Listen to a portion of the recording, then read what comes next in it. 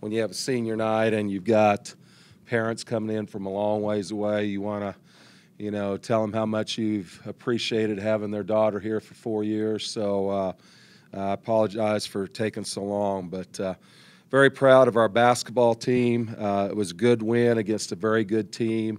TCU is very long, athletic, shoot the ball from the perimeter well, great free throw shooters, and then they're extremely deep. They play a lot of people, and we shortened our bench a little bit tonight, and we had some kids really gut it out tonight. And I know we gave up 72, but I thought we were really good on the defensive end and played with a lot of intensity and purpose. And Braxton Miller had a different look in her eye tonight, both on the offense and defensive end. And, Lo Goodwin, just special player.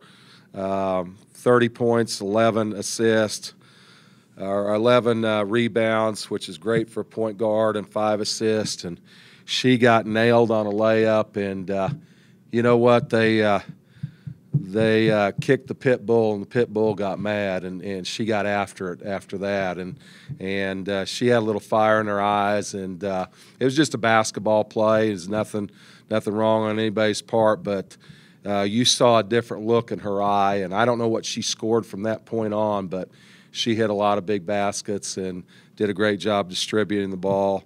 Kaylee Jensen, maybe the biggest success story. Not maybe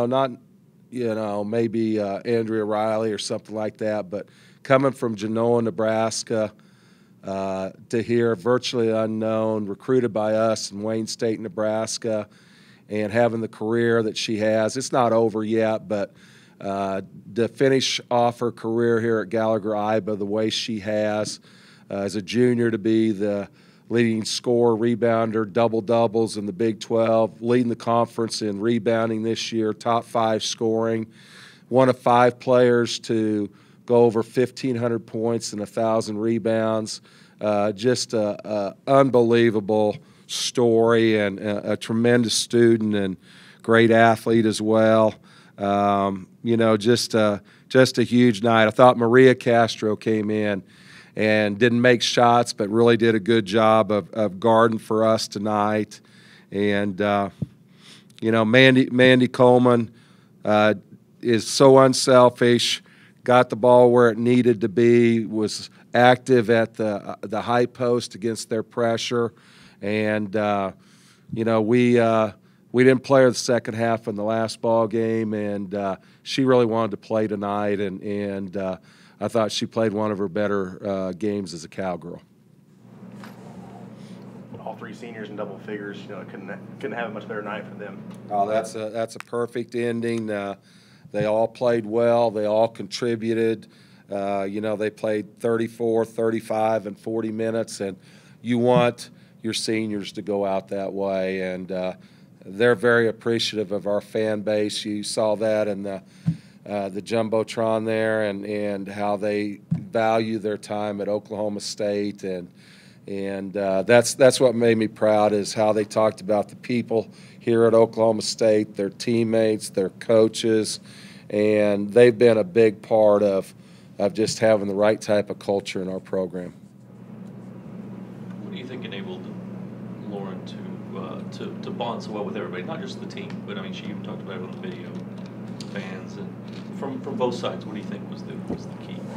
I think it's 2 things. She, first of all, she's a great human being. She's a really, really good person besides being a great basketball player. And her work ethic, our kids saw her work ethic as soon as she stepped on campus the first day. So I think it was her competitive spirit, the type of person that she was and is, and just being very humble. She'd done a lot of positive things before she got here. She came in very humble and said, "Coach, how can I help? What role do you want me to play? I want to get to the tournament. I want to have a great senior year. I want to enjoy my teammates." and what a huge blessing she's been, and just all those things gained the respect of her teammates, plus a humble attitude as well.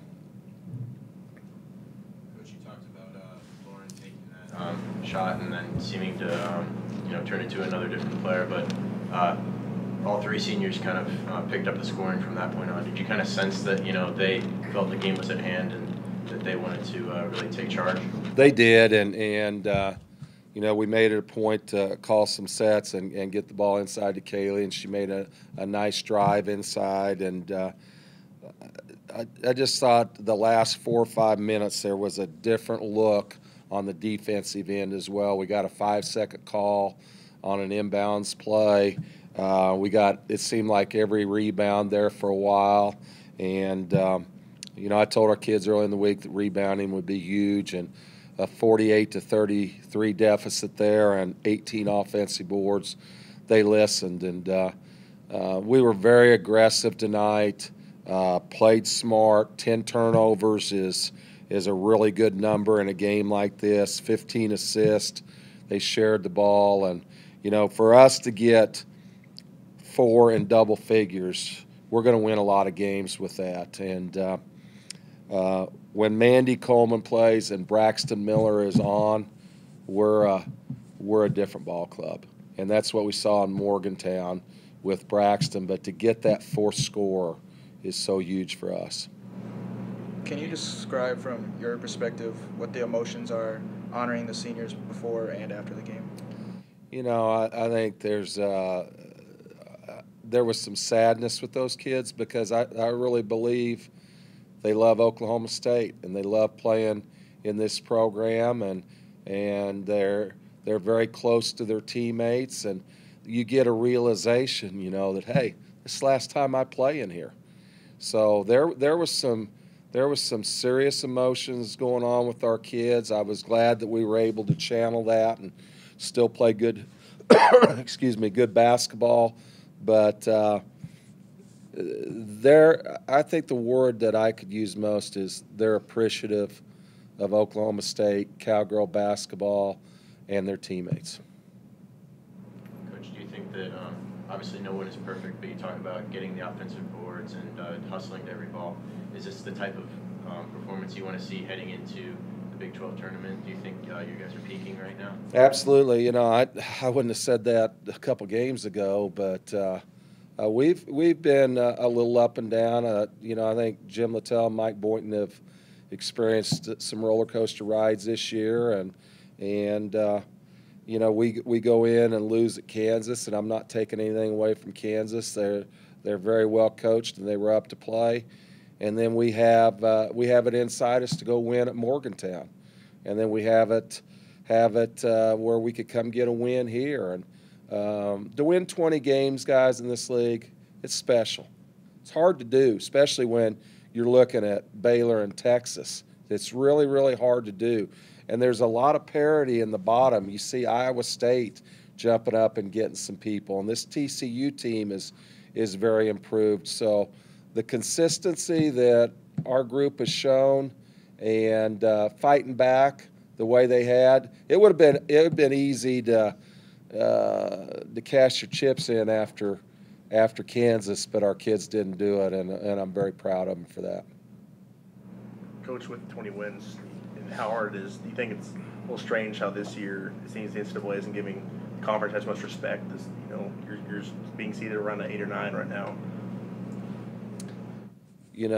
We've talked about controlling what we can control, and I can't control any of that. What we can control is trying to win games and go to the Big 12 tournament now and try to win more games there and solidify our resume.